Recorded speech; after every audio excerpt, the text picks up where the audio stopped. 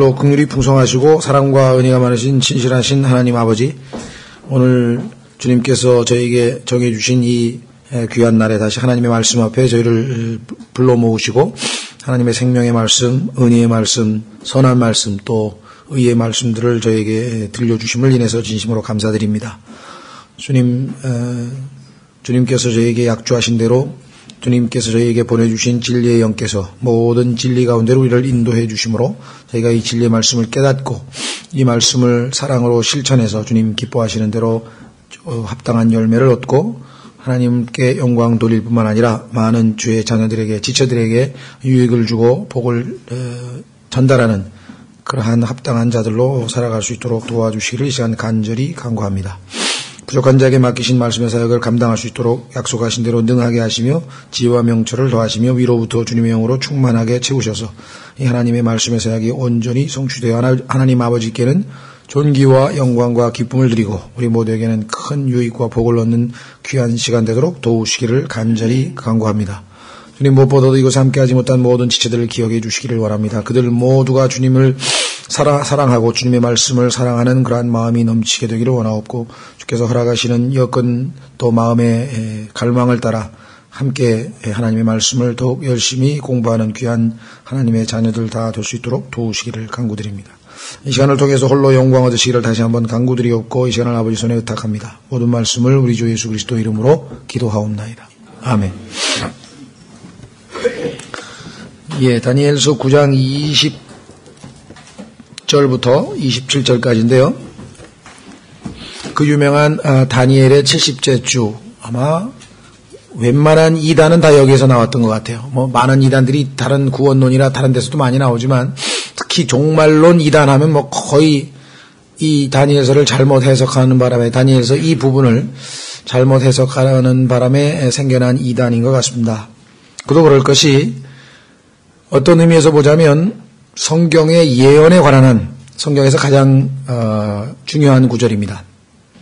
사람으로 치자면 척추에 해당된다고들 그렇게들 많이 얘기를 하는데 이 구절의 정확한 해석에 따라 하나님께서 우리에게 말씀하신 예언, 하나님의 모든 예언의 성취가 성경적으로 어떻게 이루어질 것인지를 우리가 정확하게 해석하느냐 아니면 잘못해서 빗나가느냐가 바로 이 다니엘서 9장에 나와 있는 특히 24절부터 27절까지가 바로 그 다니엘의 70째 주에 해당되는 것이죠. 그래서 이미 여러 차례에 걸쳐서 우리가 종말론을 공부하고 또 여러 마태복음 공부할 때도 좀 봤고 또 앞으로 아마 내년 1년 동안은 어쩌면 거의 이 종말론 책이 저희 지금 준비 중인데 그 책이 지금 교열이 돼서 나오는 대로 바로 그 교재를 가지고 성경을 찾아가면서 이 주일 오후 시간에 이제 내년 한 해는 아마 종말론 공부를 좀 많이 할 것 같습니다.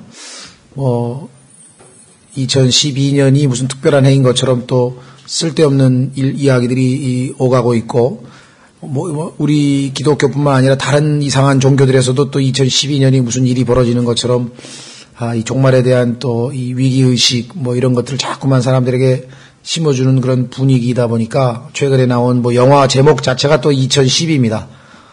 2012년에 뭔 일이 벌어진다는 제목으로 또 지금 전국의 극장가를 아주 막 뒤흔들고 있는 그런 또 영화까지 나와가지고 종말에 대한 정확한 지식을 한번 공부해 볼 필요가 있어서 이 준비 중이고 그 책이 나오기까지는 이제 킹제임스 성경에 관한 내용 조금 이렇게 해서 어쨌거나 하여간 종말론은 어쩌면 아주 자세하게 나름대로 많은 성경 구절을 찾아가면서 내년에 공부하게 되겠지만 어쨌거나 이 다니엘서 9장에 나와 있는 이 부분을 우리가 접근하면서 소위 말하는 다니엘의 70째 주, 또 하나님께서 그 70째 주 기간을 야곱의 고난이라고 이렇게 지칭하셨고 그 야곱의 고난이라고 하는 기간 7년 중에 특히 그 뒷부분 후 3년 반을 예수 그리스도께서 큰 환란이라, 여태까지 우리는 한자로 그냥 대환란이라는 용어를 많이 썼는데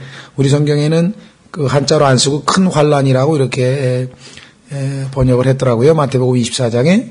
그래서 그 큰 환란에 관련된 이야기 이런 것들이 아주 집중적으로 나와 있습니다. 예, 그래서 다니엘서 9장 20절서부터 오늘 27절까지 한번 가장 핵심적이고 중요한 것들만 좀 살펴보겠습니다. 내가 이같이 말하여 기도하며, 기도는 우리가 지난 시간에 잘 살펴봤죠. 1절서부터 19절까지 참 성경에서 가장 위대한 기도문 중에 하나라 했기 때문에 정말 우리가 반복해서 읽으면 정말 이렇게 하는 기도를 하나님이 기뻐 들으시고 기도가 채 다 끝나기도 전에 즉시 응답하시는 내용이 20절에 나와 있습니다. 아직 아멘도 하기 전인데 20절 내가 이같이 말하여 기도하며 내 죄와 내 백성 이스라엘의 죄를 자백하고, 자기 죄부터 자백하고 그 다음에 자기 백성의 죄를 자백했습니다. 그러니까 아주 첫 번째 하나님 앞에 나아가서 우리가 해야 될 것은 그 거룩하신 아버지 앞에 제일 먼저 죄를 자백하는 것이겠죠. 그 다음에 하나님의 거룩한 산을 위하여 주 내 하나님 앞에서 간구를 드릴 때에, 곧 참으로 내가 기도를 드리며 말할 때 내가 처음에 환상 속에서 본 그 사람 가브리엘이 신속히 날아가도록 명령을 받고 저녁 봉헌물을 드릴 즈음에 내게 손을 대더라. 하나님께서 이 기도에 응답을 하기 위해서 하나님의 이 사자인 그 메신저인 가브리엘이라고 하는 천사를 보냈죠. 성경에 이름이 나와 있는 천사는 둘뿐입니다. 가브리엘과 미가엘인데요. 계시록에 보면 이제 이 미가엘이 사탄과 싸우는 장면이 나오고 사탄이 쫓겨나는 장면이 나오는데요. 그래서 이 가브리엘은 성경에 보니까 뭔가를 알려주러 오는, 마태복음에서 예수님에 대해서 예수님의 수태고지, 소위 말하면 엘리사베스에게 알려주러 오죠. 그러니까 수태고지, 또 여기도 지금 알려주러 오는 일종의 메신저 역할을 하는 가브리엘이 있는가 하면 유대인들의 수호 천사로 알려진 천사장, 유일하게 천사장이라고 하는 아크에인젤이라고 해서 천사장이라는 타이틀이 붙어 있는 미가엘, 이 둘뿐입니다. 그러니까 이제 나머지 무슨 라파엘 이런 루시엘 이런 거는 다 이제 지어낸 이야기고요. 그러니까 성경에 없는 것입니다. 그래서 우리가 이 성경적인 근거가 확실해야 된다는 건 말씀드리고, 신속히 날아가도록 명령을 받고 저녁 봉헌물을 드릴 즈음에, 유대인들은 이 성전에서 아시다시피 아침, 점심, 저녁, 그래서 아침에 한 번, 점심에 한 번, 저녁인데 그 저녁은 오후 3시를 얘기합니다. 오후 3시부터 6시까지인데요. 그 3시에 예수님께서 십자가에서 돌아가신 그 순간 타이밍하고 같은데, 그 저녁 하루에 3번씩, 아침 저녁으로, 죄송합니다. 아침 저녁으로 봉헌물을 바치려고 했을 때 저녁 봉헌물에 해당되는 거죠. 22절 그가 내게 알리며 내게 말하여 이르되 오 다니엘아 내가 이제 네게 능숙함과 깨달음을 주려고 나왔느니라 하니라. 여기 능숙함이라고 하는 말은 스킬이라고 하는데요. 스킬이란 말은 우리가 기술이라는 말도 많이 쓰지만 스킬풀 하면 기술이 아주 익숙해져서 능숙한 그런 경우를 우리가 얘기하죠. 그래서 성막을 지을 때도 하나님께서 성령으로 충만케 하셔서 스킬을 주셨다. 그래서 성막을 지었거든요. 그래서 이 스킬이라고 하는 게 단순히 우리가 손재주 이런 것만 얘기하는 것은 아닌 것 같고, 성경에 보니까 이 히브리서 5장에 어린아이들, 영적으로 어린 사람들은 의의 말씀에 스킬풀하지 못해서 그렇게 나옵니다. 능숙하지 못해가지고 전만 먹을 줄 알았지 좀 딱딱한 단단한 음식을 줬더니 그걸 잘 익숙하게 잘 못 먹더라, 이렇게 얘기가 나온 것으로 봐서 스킬풀하다고 하는 것은 단순히 어떤 기술뿐만 아니라 영적인 아주 이 능숙함과도 연결이 돼 있고, 그 다음에 여기 understanding, 깨달음, 그러니까 주님께서 우리에게 요구하는 것은 하나님의 말씀에 아주 능숙하게 해야 되죠. 아주 숙달돼야 된다는 말씀인데요. 그 다음에 깨달음을 주려고 나왔느니라. 이해하는 것이요. 우리말로 하면은 이해하는 것. 예. 그래서 23절 내 강구가 시작될 때 명령이 나왔으므로 내가 내게 알리려고 왔노라. 강구가 시작될 무렵에 하나님의 명령을 받고 왔다. 근데 천사들도 시간이 걸리는군요. 또 10장에도 보면은 오는 도중에 이 악한 자들이 막아가지고 방해를 받아서 3주간이 지연된 이야기도 나옵니다. 그러니까 때로는 하나님께서 기도응답을 하시려고 할 때 그걸 방해하는 자들이 있어서 기도응답도 지연될 수도 있다는 것을 성경을 통해서 우리가 알 수 있는 거예요. 하나님은 그런데 그런 방해 세력을 왜 하나님이 내버려 두느냐. 하나님이 허락을 하셨기 때문에 또 방해가 가능하겠죠. 예. 그래서 그것에까지는 우리가 알 수 없지만 성경적으로 볼 때 그런 일이 있을 수 있다. 너는 크게 사랑받는 자니. 참 이런 말씀을 하나님으로부터 들을 수 있다는 것은 아주 대단히 아주 복된 일이겠죠. 너는 크게 사랑받는 자니. 그런즉 그 일을 깨닫고 그 환상을 깊이 생각할지니라. 그래서 이 하나님 앞에 내가 성경을 쭉 읽고 부지런히 읽고 연구를 해보니까 하나님께서 예레미야를 통해서 그리고 곳곳에서 우리 이스라엘 백성들이 지금 바벨론으로 포로로 지금 잡혀와 있는데 이 기간이 70년이고 70년이 끝나면 하나님께서 우리 민족을 다시 본토로 되돌려 보내주신다는 약속이 있었구나라고 하는 사실을 알고 보니까 자기가 잡혀온 것으로부터 계산해봐도 거의 때가 다 됐죠. 그래서 하나님께 그 책을 통해서 자기가 깨달은 바를 놓고 이제 그 70년간 하나님께서 징계를 허락하시고 이 회개할 수 있는 또 마음을 하나님께로 돌이킬 수 있는 기회를 주셨건만 이 70년 동안 이스라엘 백성들이 그렇게 하나님 앞에 뜨거운 마음으로 돌이키고 다시 이 하나님을 찾는 그런 것이 없었던 것을 놓고 이제 자신의 자백과 민족의 죄에 대한 고백을 쭉 했었습니다. 그래서 하나님께서 이제 그 민족에게 이스라엘 민족에게 계획하신 바 하나님의 경륜이 앞으로 어떻게 펼쳐질 것인가를 이제 계시하여 주시는 내용이 드디어 24절부터 나와 있습니다. 자, 그래서 주께서 내 백성과 아주 중요합니다. 왜? 이 다니엘의 70째 주는 대상자가 다니엘의 백성이에요. 그리스도인이 아니라는 거죠. 여기서부터 아주 이걸 놓치면 이 대환란과 소위 말하는 오늘날 가장 큰 기독교 이단이 여러 가지가 있는데요. 구원과 관련지어서 이단인 경우가 이제 제일 결정적으로 잘못된 이단이겠죠. 뭐 행위로 구원을 뭐 자기 힘, 노력으로 끝까지 유지를 해야 된다든가 아니면 구원을 받은 사람이 다시 구원을 잃어버릴 수도 있다든가 등등의 여러 가지 구원과 관련된 이단이 많지만 그 다음으로 그것과 연관도 되면서 또 아주 많은 사람들에게 혼란을 가중시키는 이단은 뭔가 하니 이 종말에 대한 이단인데 소위 말하면 이 교회가 환란을 통과한다라고 하는 이단입니다. 근데 의외로 저희 교회를 그렇게 다니면서 이 문제를 상당히 배웠을 텐데도 그런 이야기를 듣고 그 가르침을 따라서 가버린 사람이 몇 명이 있어요. 우리 교회에서도 있어요. 그리고 그런 인터넷에서 그런 걸 보고 거기에 상당히 많은 사람들이 지금 몰려와서 어떤 그 파벌을 하나, 저는 그걸 뭐 교회라고 부르기도 좀 그렇고, 약간 파벌이라고 좀 어쨌거나 약간 그런 분들이 있습니다. 교회가 환란을 통과한다고. 이거는 여기 나와 있는 이 환란이라고 하는 다니엘 70째 주는 이제 조금 있으면 예레미야 30장 7절에 하나님께서 야곱의 고난이라고 해서 야곱이라고 하는 정확하게 이름을 제시하고 또 내 백성과 내 거룩한 도시라 그랬지 않습니까? 내 거룩한 도시 예루살렘.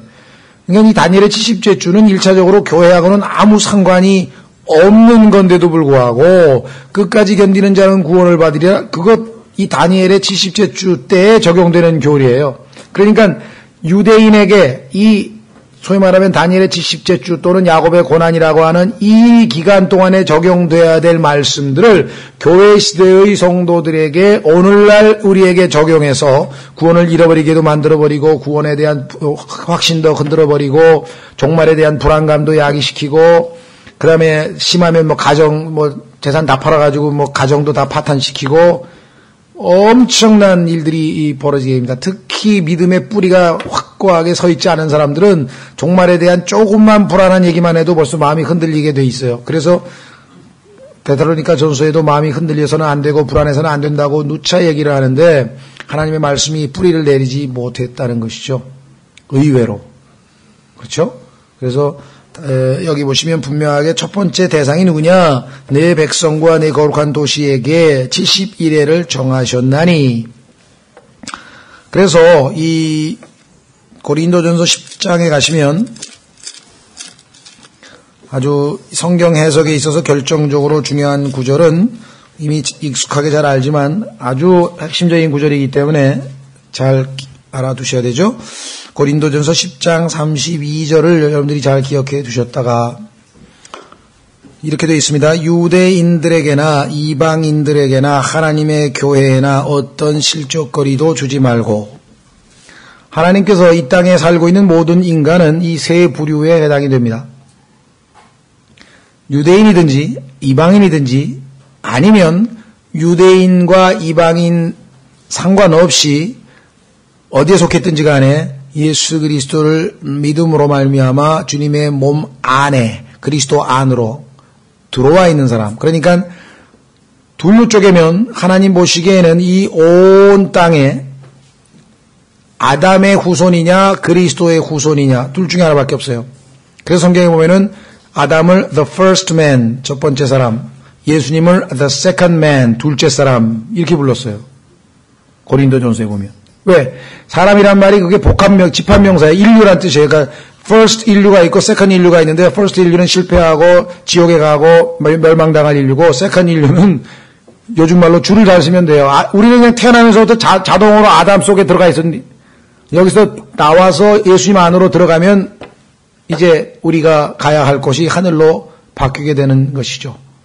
저주와 축복과 그다음에 멸망과 그다음에 생명과 사망과 생명과 그다음에 이 지옥과 하늘과 이 모든 것이 갈라지는 것은 바로 이 두 사람에게 속해 있습니다. 그런데 이 아담 안에 있는 사람들을 하나님께서 그 중에서 아담 안에 있는 사람들 중에서 하나님에 대해서 좀 알려주기 위해서 하나님의 교회가 생기기 전에 한 민족을 뽑아서 하나님만을 위한 거룩한 민족으로 홀리 네이션으로 또는 하나님만을 위한 독특한 백성으로 peculiar people로 하나님이 뽑아낸 그 민족이 바로 선민이라고 하는 이스라엘 민족, 유대 민족이거든요. 그러니까 지금은 구원받지 못한 유대인들, 구원받지 못한 이방인들, 그 다음에 유대인이든 이방인이든 구원받았으면 몽땅 다 하나님의 교회. 이렇게 지금 셋으로 나눠진답니다. 여기에 안 속해 있는 인간은 없어요.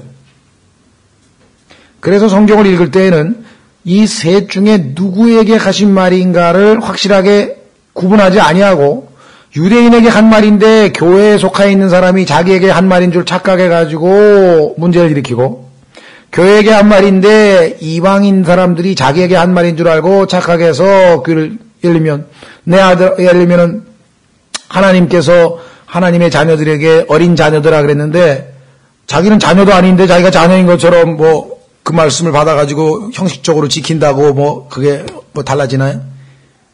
그래서 누구에게 하신 말씀인 것인가 이것이 첫 번째로 우리가 잘 구분해야 될 성경 해석이 있어서 아주 철칙입니다. 근데 이거를 놓치면 그냥 그야말로 뒤죽박죽이 되는 거예요. 이단은 거의 바로 이걸 완지킵니다. 끝까지 견디는 자는 구원을 받으리라 그랬대. 그러니까 구원을 받은 그리스도인이 그 말씀을 듣더니 불안해지기 시작하는 거 그냥 구원받았는데 끝까지 견뎌야 구원받는다는 이게 무슨 말이야? 그러니까 너 잘못 배운 거지. 끝까지 견뎌야지 구원을 받는데 너는 벌써 구원받은 걸로 착각하는 거 아니야? 이래 된단 말이에요. 근데 제대로 구분을 아는 사람은 딱 보니까 거기에 예수님께서 하시는 말씀이 그 내용이 대환란 기간 중에 적그리스도로부터 시달림을 받게 될 괴로움을 당하게 될 유대인들에게 적그리스도에게 굽혀서 절하지 말고 짐승의 표 받지 말고 끝까지 믿음을 지켜서 주님 오실 때까지 그게 만약에 7년이 됐든 4년이 됐든 하여간 최대한 7년이니까 그것을 잘 견뎌내면 구원을 받는데 그 구원도 우리가 생각하는 죄로부터의 구원, 하늘로 가는 구원이 아니고 혼의 구원이 아니고 육체가 죽지 않고 살아남아서 천년왕국에서 살게 될 것이라고 하는 구원의 내용도 다르고 그렇죠? 이 모든 게 다 다른 거예요. 그러니까 이건 이런 걸 사실은 알고 보면 너무 쉬운 건데 이 가장 간단한 기본 수칙을 안 지켜가지고, 그렇죠. 요즘에 보니까 이 신종플루 때문에 온갖 이 많은 식중독소부터 시작해가지고 온갖 병들이 지금 완전히 확 줄어들었대요. 왜? 하루 손 씻기를 열심히 하니까 식중독소, 이게 무슨 부수 효과를 얻는 거야. 막 숙진독도 다 없어져 버리고 막 많이 나타나던 게 지금 막 확 줄어버린 거예요. 왜? 손 씻기만 잘하면 아주 상당히 웬만한 병은 다 예방한다 그러지 않습니까? 그러니까 사실 이 구분만 제대로 하면 성경에서 이단에 빠질 염려를 거의 예방할 수 있는데 이거를 안 하고 갖다가 들이대면 자기도 모르게 걸려 들어가가지고 막 고민하고 막 괴로워하고. 근데 이게 참 영적인 일이 돼서 하나님께서 이게 분별력을 주시고 눈을 뜨게 해주셔야지 그게 안 되면요. 이 간단한 거를 모른다니까요. 알고 나면 너무나 간단한 건데 알기 전까지는 이게 너무나 사람들이 이런 것에 대해서 들어본 적도 없고 익숙지도 않고 그래가지고 당황해야 하고 그래요. 그러니까 창세기부터 계시록까지 전부 교회 시대에 나에게 하나님이 하신 말씀으로 생각해가지고 읽어본 즉 여기서 하신 말이 틀리고 저기서 하신 말이 틀리고 막 모순이 나오니까 이제 아니 이게 무슨 소리야 막 구원을 받았다 그랬다가 구원을 또 끝까지 견뎌야 된다 그랬다가 혼이 구원받는다 그랬다가 육체가 구원받는다 했다가 도대체 이게 뭔 소리냐. 성경을 전혀 이해하기가 어려운 겁니다. 그래서 참 너무나 간단한 걸 알려줘서 참 혼돈을 피할 수 있도록 도와줘야 되는데 참 그게 이 영적인 상태들이 그렇게 쉽지만은 않은 것 같습니다. 자, 어쨌거나 여기 보시면 분명하게 이 세 부류 중에서 다니엘서 9장에서 우리가 나와 있는 내용은 이 다니엘의 백성에게 해당된다고 하는 사실을 우리가 분명히 알아야 될 것 같습니다. 그렇죠? 예. 자, 한번 확인을 한번 해보겠습니다. 마태복음 24장 15절.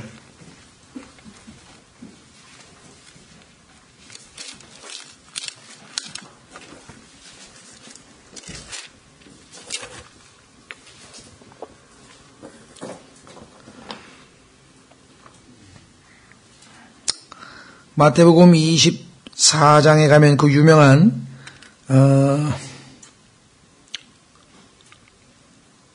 세상 끝의 표적에 대한 이야기를 예수님이 말씀하시죠. 3절 끝부분에 보면은 뭐라고 얘기하냐면요.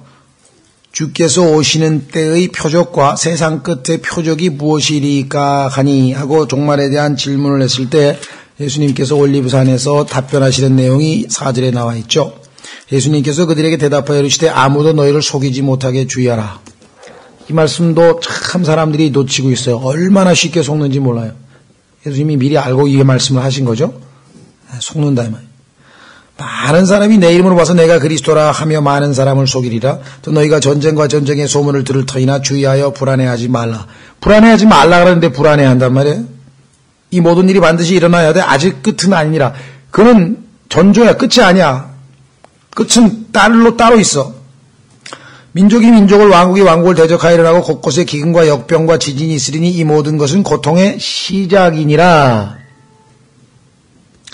그때 그들이 너희를 넘겨주어 고통받게 하고 너희를 죽이리니 너희가 내 이름으로 인해 모든 민족들에게 미움을 받으리라. 그때 많은 사람이 실족하고 서로 배반하여 넘겨주며 서로 미워하고 많은 거짓 대언자가 일어나 많은 사람을 속이며 불법이 성행함으로 많은 사람의 사랑이 식어지리라. 그러나 그까지 견디는 자 곧 그는 구원을 받으리라. 왕국의 이 복음이 모든 민족들에게 증언되기 위하여 온 세상에 선포되리니 그제야 끝이 오리라. 그러니까 이 부분을 우리가 7년의 야곱의 고난 중에 전 3년 반에 해당되는 내용입니다. 그래서 15절서부터는 후 3년 반에 해당되는, 그래서 21절에 그때의 큰 환란이 있으리니 대환란, 큰 환란이라는 얘기가 뒤에 나오죠. 처음에는 그리스도라고 하는 인물이, 짐승이라고 하는 인물이 아주 유대인들에게 호의적으로 나아가죠. 예. 그러나 이제 중간에 이제 이 태도를 돌변했기 때문에 뒷부분서부터는 본격적인 박해가 시작이 돼서 우리가 큰 환란이란 말을 쓰는데, 자, 여기 보시면은 앞부분에 뭐라고 되어 있냐면요. 13절에 끝까지 견디는 자 곧 그는 구원을 받으리라. 그 다음에 14절에 왕국의 이 복음이. 자, 우리가 이 시대에 여러분과 제가 전하는 복음은 성경에서 하나님의 은혜의 복음이라고 이름이 나와 있습니다. 왕국의 복음, 회개하라 하늘의 왕국이 가까이 왔느니라, 회개하라 천국이 가까웠느니라. 이거는 이 시대에 전하는 복음이 아니에요. 그런데도 보면 서울역에도 있고 뭐 지하철에도 있고 지금 막 회개하라 천국이 가까웠느니라 외치면서 띠두르고 다니는 분들이 여러 분 계셔요. 전혀 지금 성경적으로 그 사람들 하나님 보시기에 복음 전하는 사람 아닙니다. 왜? 이거는 교회가 휴거되고 난 다음에 이 지상에서 나머지 7년 동안에 전파될 복음이고, 이 시대에는 고린도전서 15장 1절에서 6절에 나와 있는 그리스도께서 우리의 죄로 인하여 죽으시고 성경대로 죽으시고 장사되셨다가 성경대로 사흘 만에 부활하셨다는 이 사실이 내 죄 때문이라는 것이 복음이지, 그걸 하나님의 은혜의 복음이라고 그러죠. 그걸 전파하라 그랬지 회개하라 천국이 가까웠느니라 그거 전파하라고 우리에게 명령하신 적이 없습니다. 그러면 이 구조를 사람들은 특히 선교단체에서 이 왕국의 복음이 온 민족에게 증언되기 위하여, 그래서 선교지로 나가서 전 세계에 복음을 우리가 쫙 뿌려야 그제야 끝이 온다. 예수님이 온다. 휴거하고 예수님의 재림해서 심판하시러 오시는 거하고 전혀 구분을 못해서 막 뒤죽박죽을 만들어버리는 거예요. 왜? 나누질 못하고 교회와 유대인과의 그 구분도 나누지 않았기 때문에 이게 뒤섞여버린 거예요. 지금 여기 나와 있는 14절의 이야기는 교회의 시대가 전혀 아닙니다. 왜? 교회가 휴거된 이후에 야곱의 고난과 예수님의 재림과 관련된 끝시대, 마지막 날들에 대한 얘기를 하고 있는 이야기죠. 그래서 예수님이 드디어 말씀하시죠. 15절에 그런즉 대언자 다니엘을 통해 말씀하신 바, 지금 이게 다니엘서 9장에 나와 있잖아요. 우리가 공부하고 있는 다니엘서 9장에 나와 있는 거기에 보니까 다니엘을 통해 말씀하신 바 황폐하게 하는 가증한 것이 거룩한 곳에 선 것을, 짐승이 자기가 하나님이라고 선포하면서 서게 될 텐데 선 것을 너희가 보거든, 그때부터 이제 대화가 시작되는 거야. 정신 차리라. 누구든지 읽는 자는 깨달을지어다. 그때 유대에 있는 자들은 산들로 도망할지어다. 대상이 누굽니까? 유대에 있는 유대인들에 대한 이야기를 하고 있어요. 지붕에 있는 자는 자기 집에서 무엇을 취하려 내려가지 말고 들에 있는 자는 옷을 가지러 되돌아가지 말지어다. 교회하고 아무 상관없는 말입니다. 뭐 아주 막 교회 시대에 무슨 일이 벌어질 것처럼 막 설교를 하고 그러셔요. 지금 유대에 있는 사람들한테 얘기하고 있는 거예요. 지금 이스라엘 그 땅에 있는 사람들한테. 거기에 지금 적그리스도가 딱 왕이라고 자기가 하나님이라고 앉아 있으니까. 그랬죠? 그 다음에 그날들에는 아이 벤 자들과 젖먹이 이른 자들에는 화가 있으리로다. 지금 이 시대에는 아이를 낳으면 하나님이 주신 복이라 그랬잖아요. 태복이라 그랬죠. 축복이죠. 그러나 그 시대에는 피난 가야 되는데 애기 있으면 못 가죠. 그 다음에 그때 그러나 너희의 도피하는 일이 겨울이나 안식일에 일어나지 않도록 너희는 기도하라. 얼마나 추운데 피난 가면 우리나라 일사후퇴처럼 얼마나 고통스럽습니까? 애들까지 있으면 더더군다나 많이 얼어 죽죠. 그 다음에 도망가는 날, 이 비행기 타고 도망가야 되는데 이 도망이라는 단어가 플라이트입니다. 비행기 탈 때 플라이트 넘버 뭐 235 뭐 이렇게 붙일 때 똑같은 단어를 하나님께서 쓰고 계신 것 얼마나 정확합니까? 왜? 이스라엘은 안식일 날 비행기를 안 띄워요. 비행기가 안 떠요. 그 안식일 날 만약에 적그리스도가 와서 그럼 다 죽는 거야. 비행기 못 타고. 그래서 그렇게 기도하라고 좀 말씀하셨죠. 율법 때문에. 그때에 큰 환란이 있으리니 세상이 시작된 이래로 이때까지 그런 환란이 없었고 이후에도 없으리라. 전무후무한 환란이 있는데 그날들이 짧아지지 아니하면 어떤 육체도 구원을 받지 못할 것이로되, 어떤 육체, 혼이 아니고 어떤 혼이 아닙니다. 하늘나라 가는 구원 얘기가 아니에요. 이거는 죽음으로부터, 육체적인 죽음으로부터 목숨을 건져서 천년왕국 때 예수님이 다스리는 그 땅에서 살게 될 특권을 얻는 그 구원을 얘기하는 것이지, 여기서 지금 혼이 지옥으로부터 구원받아서 하늘나라 가는 구원하고는 아무 상관이 없는 얘기입니다. 육체의 구원을 받지 못할 것이로되 선택받은 자들을 위하여, 이 선택받은 자들은 이스라엘의 14만 4천 명을 포함해서 하나님께서 소위 말하면 그 14만 4천 명의 복음을 받아들인 자들에 대한 이야기죠. 이것을 하늘의 왕국에, 아까 나왔잖아요. 14절에 하늘의 왕국의 복음을 받아들인 자들. 그 다음에 영원한 복음을 또 계시록 14장에 보면은 영존하는 복음에 대한 이야기가 나오죠. 하나님이 짐승에게 절하지 아니하고 이럴 때는 어떤 보상을 주겠다. 이와 같은 복음이란 말이에요. 그러니까 여기 나와 있는 얘기는 지금 교회 시대와 아무 상관이 없다는 것을 기억해 두시고요. 그날들이 짧아지리라. 그래서 7년이라고 하는 기간, 대환란은 3년 반이라고 하는 기간에 이제 그까지만 잘 견디면 되죠. 23절 그때 누가 너에게 이르되 보라 그리스도가 여기 있다거나 저기 있다 해도 그 말을 믿지 말라. 거짓 그리스도들과 거짓 대언자들이 일어나 큰 표적들과 이적들을 보여 할 수만 있으면 바로 그 선택받은 자들을 속이리라.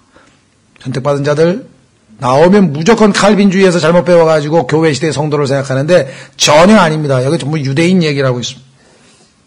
보라 내가 너희에게 미리 말하였노라. 그러므로 그들이 너희에게 이르되 보라 그가 사막에 있다 해도 나가지 말고 그가 은밀한 방에 있다 해도 그 말을 믿지 말라. 왜? 예수님은 하늘에서 공개적으로 누구든지 다 볼 수 있는 방식으로 오시니까. 숨어있는 자는 그리스도가 아니라.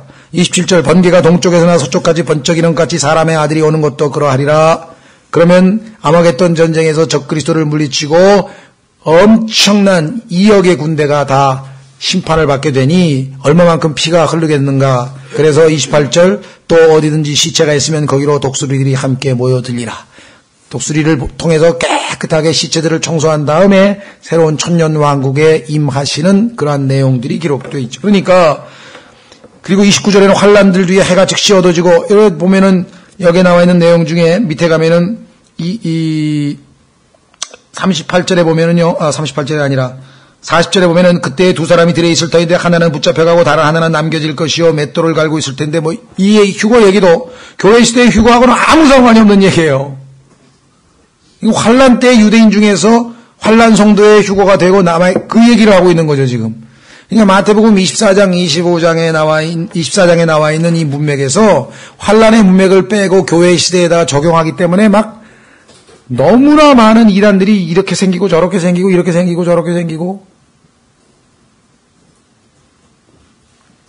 우리가 정말 이 단추 하나 처음에 잘못 끼면은 그 다음에 쫙 다 잘못 끼는 것처럼 계속해서 다 틀려버린다.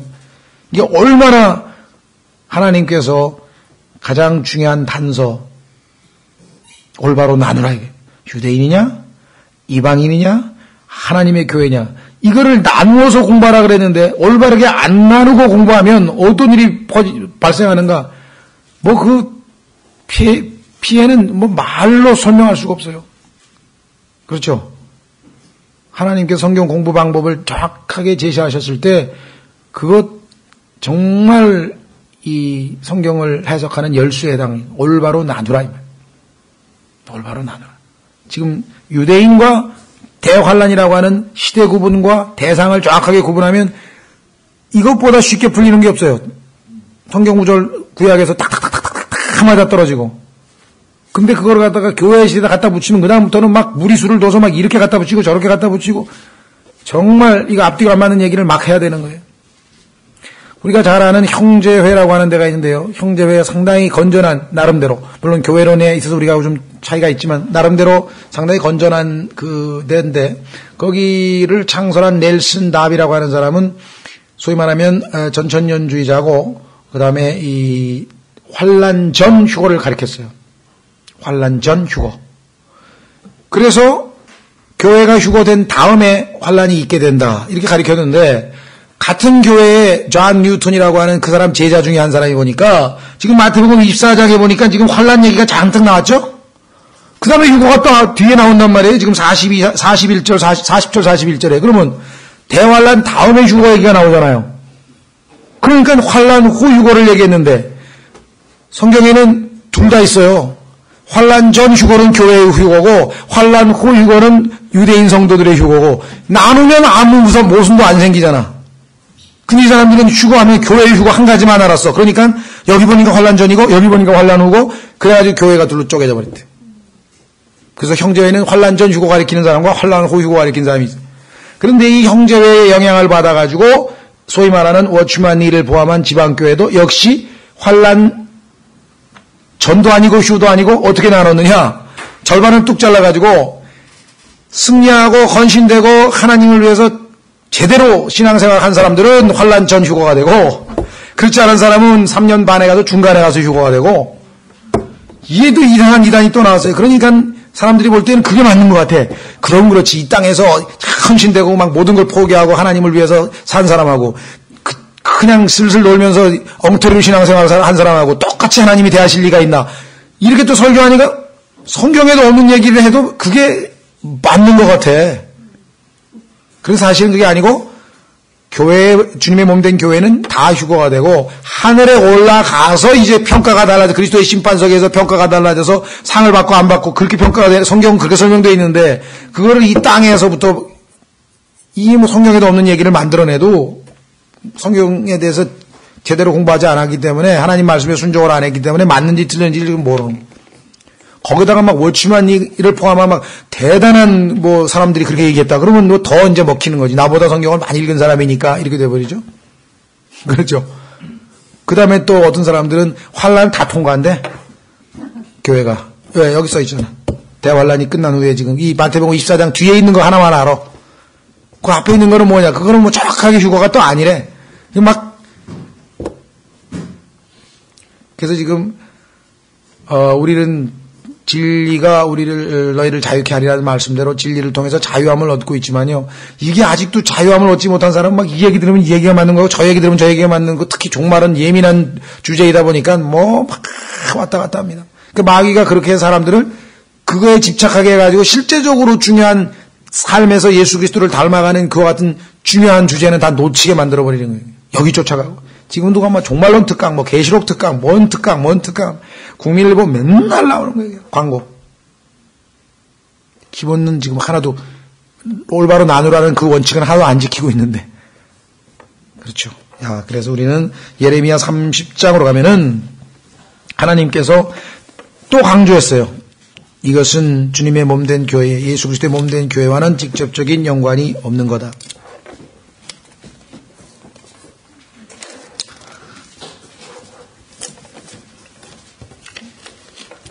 30장, 예레미야 30장. 주로부터 예레미야에게 임한 말씀이라 이르시되 주 이스라엘의 하나님이 같이 말하여 이르노라. 너는 내가 네게 이른 모든 말을 책에 기록하라. 주가 말하노라. 보라 날들이 이르리니. 자, 여기 분명하게 날들이 이른다 그랬죠. 마지막 날들이 이르니 내가 내 백성 이스라엘과 유다의 포로들을 다시 데려오며, 포로들을 다시 데려온다고 할 때 1차적으로 역사적으로는 아시다시피 바벨론 포로에서 70년 끝나고 데려가셨죠? 예, 근데 성경에 보니까 예수님 사망 후에 다시 흩어진 유대인들을 두 번째로 다시 데려온다는 의미가 있어요. 그래서 이게 한 번만 적용되는 게 아니라 이것을 dual application이라고 하는데 두 번이 적용이 돼요. 다시 데려온다는 말이 이미 역사적으로는 이루어졌고 바벨론 포로가 끝나고, 그러나 이제 적 그리스도에 의해서 포로가 된 자들을 다시 데리고 오는 일이 남아 있습니다. 그래서 포로들을 다시 데려온다는 말이 나올 때에는 항상 예수 그리스도께서 재림하셔서 적 그리스도를 멸망시키고 그 이스라엘 백성들을 다시 본래 땅으로 데려와서 예수님이 천년 왕국을 세운다는 것과 관련이 되어 있는 겁니다. 욥기에도 욥의 아들, 딸 10명이 포로에서 사로잡혔다가 다시 데려왔다는 표현이 있어요. 그러니까 성경에서 쭉 찾아보면 전부 다 같은 문맥이에요. 또 그들로 하여금 내가 그들의 조상들에게 준 땅으로 되돌아게 할 터인즉 그들이 그 땅을 소유하리라. 주가 말하노라. 4절 또 주께서 이스라엘과 유다에 관하여 하신 말씀들이 이러하니라. 주가 이같이 말하노라. 우리가 소리를 들었는데 그것은 떨고 두려워하는 소리요. 예수님의 재림에 떨고 두려워하는 소리요. 평안의 소리가 아니로다. 예수님이 두 번째 오실 때는 화평의 왕으로 오시는 게 아니죠. 이제 너희는 남자가 아이를 베어 산고를 겪느냐 하고 묻고, 또 알아보라. 남자마다 산고를 겪는 여인같이 자기 손을 허리에 대며 모든 얼굴이 창백하게 변함을 내가 보면 어찌 된 까닭이냐. 아까 예수님께서 말씀하시기를 이제껏 없었고 앞으로도 없을 그렇게 엄청난 큰 환란이 있으리라 그랬죠. 그런데 그 큰 환란을 상징하는 게 뭐냐면은 남자인데도 여자들 아기 낳는 고통을 갖는 거야. 그냥 전 인류가 다 산고를 겪을 정도로. 그러니 얼마나들 고통스러워하겠어요. 막 거의 막 전 지구가 떠나갈 비명이 들릴 거예요. 아기 낳을 때 비명 지르는 소리가 한두 명이 아니고 막 남아있는 모든 사람들이 그렇게 비명을 지르면 이 땅이 어떻게 되겠습니까? 7절 아 슬프도다 그날이 커서 그것과 비길 날이 없나니. 예수님이 말씀하셨잖아요. 비길 날이 없다 그랬는데 어떤 날이냐. 그날은 곧 야곱의 고난의 때로다. 교회의 고난이 아닙니다. 교회하고 야곱하고 상관이 없는 겁니다. 그렇죠. 야곱의 고난의 때로다. 그러나 그가 그 고난에서 구원을 받으리로다. 자, 여기서 중요한 겁니다. 고난에서라고 하는 단어 영어로 보면 out of it 이렇게 돼요. out of it. 그 고난 중에 있기 때문에 그 고난 in trouble, 지금 고난 가운데 있기 때문에 그 고난에서부터 끄집어내신 하나님께서 이제 예수님이 재림하시면서 고난이 끝나잖아요. 그렇죠? 그런데 교회에 대해서는 뭐라고 얘기했는 거 아니? 자, 한번 확인해 보겠습니다. 요한계시록 3장. 요한계시록 이 3장에 영어의 out of와 from이라고 하는 단어를 구분을 못해가지고 또 종말론을 완전히 또 이상하게 해석을 해가지고 사람들을 미혹시킨 사람이 있어요. 우리 교회도 몇 분이 그거 가지고 저한테 편지도 보냈어. 봐라. 교회는 환난을 통과한다. 그 증거 구절이 뭐냐? 그랬더니 요한계시록 3장 10절이라는 거. 예? 아무리 읽어봐도 아니네. 자, 네가 나의 인내의 말을 지켰은즉 나도 너를 지켜 시험의 시간을 면하게 하리니 그렇게 돼 있죠? 그런데 이 시험의 시간을 면하게 하리라고 하는 단어는 영어에 keep thee from the hour of temptation이라고 돼 있는데 keep from이라고 하는 것은 못하게 한다는 뜻이에요. 그런데 이거를 잘못 해석해가지고 시험의 때에 빠져서, 즉 다시 말하면 환란을 통과하는 교회가 환란 중에 있기 때문에 그 환란으로부터 지켜준다는 뜻이라는 거야. 난 그런 영어 해석은 난생 처음 들어봤어요. keep from이라고 하는 것은 그 일이 일어나지 않도록, 예를 들면 환란이라고 하는 것으로부터 면하게 해준다는 뜻이거든요. 면제. 그런데 성경에 얼마나 하나님이 정확하게 했어요. 유대인들은 환란을 당하고 있기 때문에 예수님이 오셔서 그들을 건져내서 out of 끄집어내. in 안에 있으니까 out으로 끄집어내는데 여기는 그게 아니고 하기 전에 from 그것으로부터 아예 면제되게 해주신다는 거 아니에요. 그래서 이 킹제임스 성경을 운운하는 사람들 중에서도요, 이 단어 하나를 교묘하게 이야기를 해가지고 사람들을 미혹시키는데 정말 사탄의 그 certainty, 아주 교활함이 너무나 안타깝습니다. 이거 뭐 그렇게 설명하니까 영어에 능숙하지 않은 사람, 가면서 맞아 막 이렇게 돼가지고 교회가 환란 통과한데 왜 그러냐니까 여기 프람이라 그랬으니까 환란이 있는데 그 환란으로부터 끄집어낸다. 그건 영어로 out of지 프람이 아니에요. 유대인들은 out of 쓰고 하나님이 얼마나 정확하게 달리 쓰셨다는 것. 야, 너무나 안타까운 일이죠. 그래서 우리는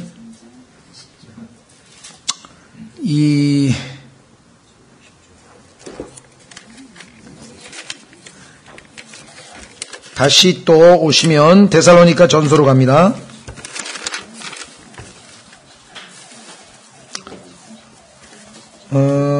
우선 스바냐부터 가보겠습니다. 스바냐 1장 14절에 보면 이 날을 어떤 날이라고 하냐면요, 두려운 날, 떨리는 날, 여러 가지 것 중에 하나가 진노의 날이라고 하는 용어가 붙어 있어요. 진노의 날. 이 날은 하나님이 실로 진노하시는 날인데, 스가랴 바로 전이죠. 예. 스가랴 전에 학계가 있고 그 다음에 그 바로 전에 거의 끝나는 무렵에 신약성경, 구약성경 거의 끝날 무렵에 스바냐 1장 14절에 보시면 스바냐 1장 14절 주의 큰 날이 가까이 이르렀도다. 그것이 가깝고도 심히 빠르니 곧 주의 날의 소리로다. 용사가 거기서 비통하게 부르짖으리로다. 왜? 고난의 날이니까. 그날은 진노의 날이요, 고난과 고통의 날이요, 피폐함과 황폐함의 날이요, 어둡고 캄캄한 날이요, 구름과 짙은 흑암의 날이요 하면서 그 날의 특징을 쭉 얘기하면서 18절에 주의 진노의 날에 이런 표현이 써 있죠. 주의 진노의 날에. 자, 계시록 6장 16절. 계시록 6장 16절에 보면은 예수님께서 이 시대에 뭐라고 얘기하냐면요, 어린 양의 진노라고 하는 말이 있습니다. 계시록 6장 16절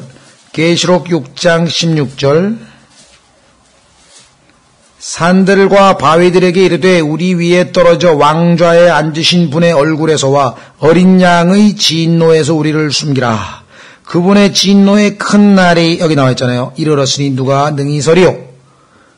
자, 구약에서나 신약에서나 예수 그리스도께서 이 대환란을 마무리하러 내려오시는 그날, 그걸 진노의 날이라 그랬잖아요. 그렇죠? 예. 그런데 확인해 보겠습니다. 데살로니가 전서 1장으로 가면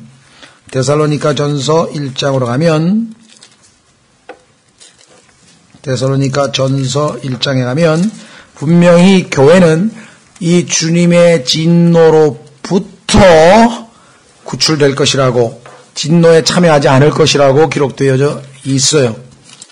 데살로니가전서 1장 10절. 그분께서 죽은 자들로부터 살리신 그분의 아들께서 하늘로부터 오실 것을 기다리는지 보여주나니, 예수님의 재림을 기다리는데 이분은 곧 다가올 진노로부터 우리를 건져내신 예수님이시니라. 자, 여러분 이 구절에서 다가올 진노로부터 우리를 건져내신 예수님이라고 했을 때, 그러면 우리가 진노에 참여한다는 뜻입니까? 아닙니까? 근데 이걸 어떻게 해석하냐면요, 진노를 받고 있다가 그 진노로부터 건져진다고 해석을 해요. 이야, 아까 그 계시록 3장 10절하고 똑같이 해석을 하는 거예요. 여기서 진노로부터 구출받는다는 얘기는 진노를 받지 않는다는 뜻이잖아요. 프랍이라는 것은. 무슨 말 이해가 되셨어요? 분명히 우리는, 교회에는 진노로부터 해당이 안 됩니다. 그렇죠? 예, 그래서 이 진노란 말은 요한복음 3장 36절에 구원받지 못한 사람들 위에는 하나님의 진노가 그 위에 머물러 있다 그랬죠. 구원받지 못한 사람을 하나님의 진노의 그릇이라 그래서 하나님의 진노를 받을 그릇, 로마서 9장에 써 있죠. 그 다음에 에베소서 2장에도 구원받지 못한 사람을 하나님의 진노의 자녀라. 우리는 구원받지 못한 사람은 진노의 대상이니까 진노의 자녀란 말 썼잖아요. 구원받은 그리스도인들은 그 진노를 성경에 보니까 누가 받았어요? 십자가에서 우리를 대신하여 예수 그리스도께서 하나님의 진노를 받아서 이 잔을 내가 마시지 않겠느냐 하면서 예수님께서 하나님의 진노의 잔을 십자가에서 마시자 그러잖아요. 그렇죠? 그러니까 우리는 예수 그리스도께서 하나님의 진노의 잔을 우리를 대신해서 이미 받으셨기 때문에 우리는 다시 진노를 받아야 될 이유가 없는 거잖아요. 그래서 진노로부터 우리를 구출해 준다고 지금 되어 있는데, 재림할 때에는 하나님의 진노의 날이기 때문에 모두가 다 하나님의 진노의 대상이라 이 말이죠. 그러니까 지금 교회가 환란을 통과한다고 하는 얘기를 하는 것은 정말 아주 심각한 일환이고 아주 잘못된 이 성경 해석인데도 불구하고 아주 버젓이 이것이 마치 뭐 여러 성경 해석 중에 하나인 것처럼 행세를 하는 거예요. 왜? 뭐 잘 모르니까. 그렇죠? 예. 너무나 안타까운 일이 아닐 수가 없습니다. 자, 그래서 우리는 다시 다니엘서 9장으로 가서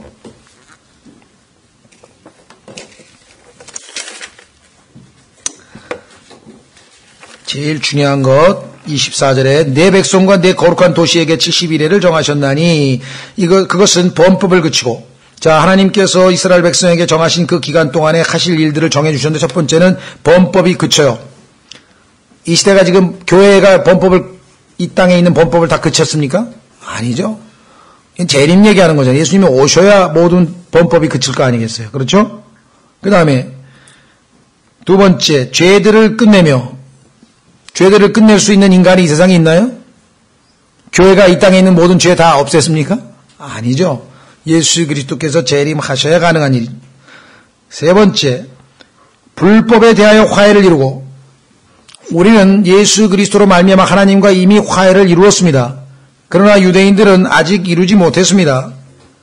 영존하는 의를 가져오며, 우리는 하나님의 의인 예수님을 선물로 받아서 우리가 하나님 앞에 의롭게 됐지만, 이 세상에 지금 하나님의 의가, 영존하는 의가 존재하는가? 그렇지 않습니다. 예수님이 오셔야 됩니다. 환상과 대언을 봉인하고, 아닙니다. 지금은 환상과 대언을 전파해야 됩니다. 그러나 예수님께서 오셔서 이 땅에서 다스릴 때에는 환상과 예언을 하면 그 사람은 잡아서 감옥에 가둬서 죽이게끔 되어 있습니다. 왜? 보이지 않을 때 믿음이 요구되는 건데, 예수님께서 이 땅에서 지금 예루살렘에서 직접 눈에 보이게 통치를 하는데 나타나서 뭐 환상 예언을 할 이유가 뭐가 있습니까? 그렇죠.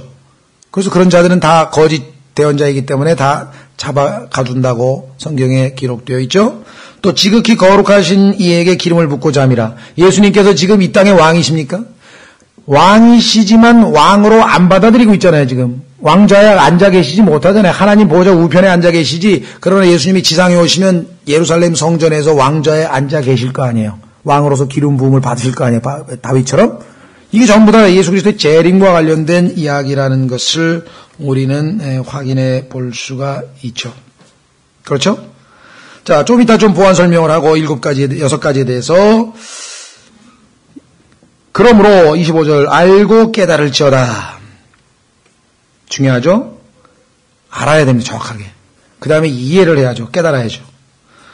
어떻게 깨달으면 되냐? 예루살렘을 회복하라고 건축하라는 명령이 나가는 때로부터 통치자 메시아에 이르기까지 7이레와 62이레가 있으리니, 그럼 총 70이네요. 69네요. 그렇죠? 자, 여기서 지금 이레라고 하는 단어 때문에 지금 이레란 말은 일주일, 우리말로 하면 위크인데요.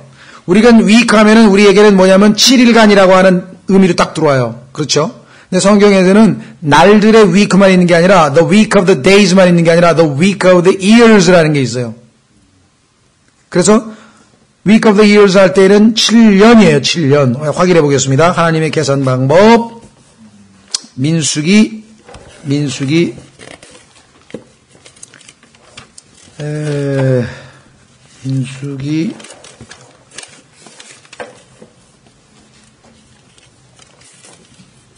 13장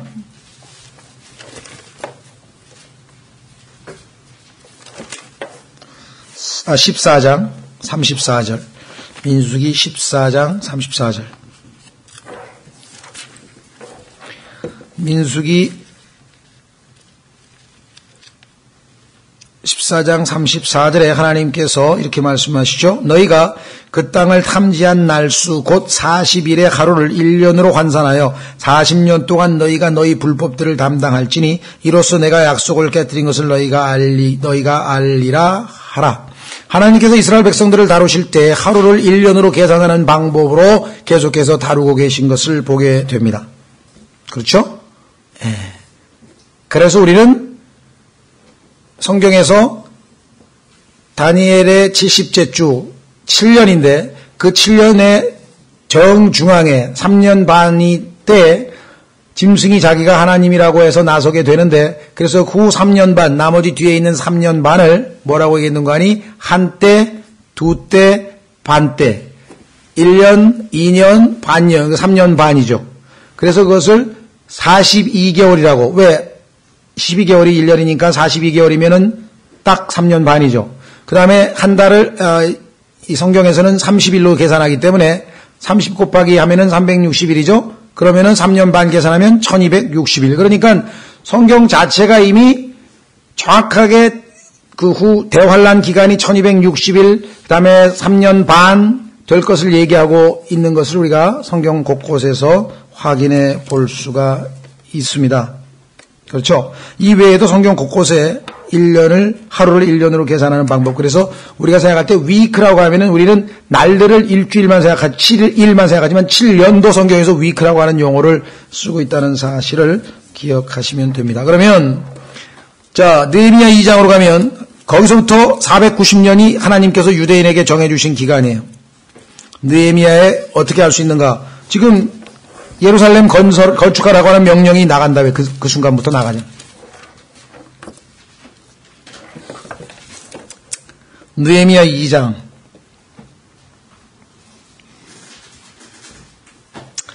느헤미야 2장에 아주 이 하나님 앞에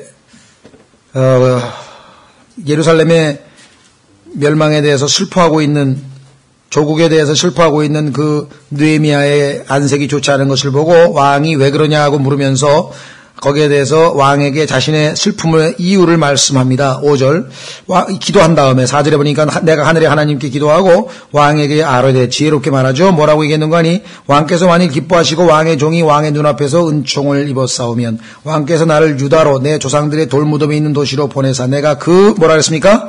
도시를 어떻게 하라고요? 건축하게 하옵소서 했더니 명령까지 내렸어요. 그렇죠? 8절에 보니까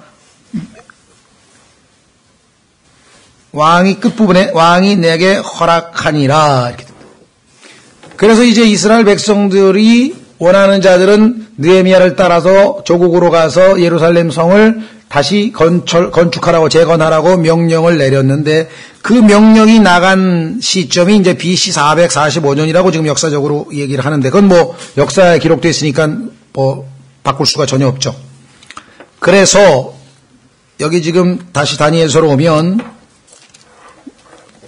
다니엘서 9장 예루살렘을 회복하고 건축하라는 명령이 나가는 때로부터 통치자 메시아에 이르기까지 7일에와 49년, 이 49년은 소위 말하면 성전 건축, 그러니까 성벽 건축과 더불어서 유대인들이 이 예루살렘을 다시 되찾은 그런 기간이고요. 그 다음에 62일에 그래서 62 곱하기 7 하면 또 계산이 나오겠죠. 그래서 총 69일에 아닙니까? 그러면 483년, 490년이니까 77이 49에서 490년이 하나님께서 유대인들에게 남겨놓은 기간인데 483년은 이미 다 지나갔죠. 왜? 여기 나와 있잖아요. 어떻게 되어 있습니까? 명령이 나가는 때로부터 통치자 메시아에 이르기까지 7일에와 62일에가 있으리니 심지어 곤란한 때에 이 곤란한 때가 다시 말하면 느헤미야가 그 성벽을 건축하러 갔을 때 도시를 건축하러 갔을 때 받았던 여러 가지 어려운 고난을 당했죠. 거리와 성벽이 다시 건축될 것이며 실제적으로 49년 만에 다 완성이 됐습니다. 그 다음에 26절 62일의 후에 메시아가 끊어질 것이나 자 메시아가 끊어진 사건은 여러분도 제가 잘 아는 것처럼 언제입니까? 십자가에서 메시아가 끊어졌죠. 그렇죠? 자기를 위한 것은 아니니라. 당연하죠. 우리의 죄들로 인하여 끊어지셨지 예수님이 자기를 위해서 끊어진 것은 아니죠. 그렇죠? 자, 그래서 이것을 가장 이제 계산을 열심히 잘 하신 분이 클래런스 라킨이라고 하는 분이 있고 그 다음에 영국 분 중에 로버트 앤더슨이라고 하는 분이 있는데 이 로버트 앤더슨이라는 분은 특히 왜 이게 참 그 경력이 이색적이냐면 원래 영국의 경찰청 청장이었어요. 청장 인자가 높은 간부였는데 이 사람이 성경을 알고 구원을 받은 다음에 예를 들면은 범인을 추적해서 잡듯이 소위 말하면 수사 기법과 모든 자료를 총동원해 가지고 이 다니엘의 70째 주의 그 이 계산을 해낸 거예요. 역사적인 자료를 다 가져다가 범인을 추적해서 조사하듯이 아주 철저하게 조사를 해가지고 이 비평가들의 굴 속에 갇힌 다니엘서 이런 제목으로 Daniel in Critics Den이라는 책으로 해서 책을 냈습니다. 이제 그 계산이 지금까지는 가장 정확한 계산인 것으로 나와서 AD 32년 4월 6일 일요일 날 예수님이 돌아가셨다. 이렇게 계산을 했는데 이제 문제는 어디에 있냐면 여기에 보면 62일의 후에란 말이 있어. after라고 하는 단어가 또 이제 문제가 된 거예요. 62일에가 딱 그러면 67일에하고 62일에 하면은 480년이 딱 차는 순간에 예수 그리스도께서 십자가에 달리셨다. 그렇게들 보통 사람들이 생각해서 계산을 했는데 여기는 분명히 62일의 후라고 되어 있거든요. 그래서 이것을 기준으로 다시 또 계산을 해보니까 예수님의 실제 69주까지 끝난 시점은 예수님께서 왕으로서 스가랴서 9장 9절에 나와 있는 것처럼 왕으로서 나귀를 타고 겸손한 왕으로서 이 예루살렘에 입성했던 그 시점이 69주가 끝난 거고 그 이후 며칠 후에 그렇죠. 예수님이 십자가에 달리셨잖아요. 그렇게 계산하는 분이 있고 또 어떤 분은 예수 그리스도께서 침례를 받으면서 성령으로 말미암아 공생애를 시작하는 그 순간에 69주가 끝났고 그래서 예수님의 공생애 3년 반이 야곱의 고난의 3년 반은 이미 전반부는 지나갔다. 이제 그러니까 앞으로 우리에게 교회 후거 다음에는 7년이 남아있는 게 아니라 3년 반만 남아있다. 이렇게 주장하는 분이 또 계세요. 그러니까 여기에 관해서는 지금 상당히 많은 논란이 있습니다. 그러나 성경적으로 봤을 때 7년이 분명한 것은 확실해요. 왜냐하면 성경에서 지금 진행 중이다가 중간에 자기가 하나님이라고 그런다 그랬잖아요. 그러니까 7년이 중간에 이렇게 잘리는 일은 없을 터인데 예수님의 그 십자가에서 달리신 시점이 69주가 끝나는 시점이냐 아니면 또 일부 주장하는 것처럼 나귀를 타고 왕으로 입성하는 그 순간이 69주의 끝이냐 이거는 계산법에 따라 틀려요. 왜냐하면 360일 계산서부터 시작해가지고 이 소위 말하면 달력이 중간에 이제 바뀌는 그런 뭐 여러 가지 역사적인 이유로 인해서 그 누구도 아무도 정확하게 계산을 잘 못합니다 지금. 그렇죠? 그러나 성경에 나와 있는 것처럼 나중에 언젠가는 분명하게 이 구절은 성경적으로 맞아떨어진다. 왜? 물론 지금도 계산을 해서 억지로 끼워 맞힌 사람들이 있어요. 근데 그게 정확하게 그것뿐이냐 하면 지금 말씀드린 것처럼 라킨과 앤더슨 두 분의 견해가 틀려요. 근데 두 분은 뭐 엄청나게 날수까지 정확하게 다들 계산을 해냈어요. 그래서 이 문제는 제가 읽어봐도 뭐 누가 맞는지를 잘 알 수가 없고 다만 하나님은 거짓말하시지 않으시니까 분명하게 이제 교회 휴거 다음에 7년이 남아있는 것은 성경적으로 우리가 분명하게 여러 가지 면에서 입증해낼 수 있습니다.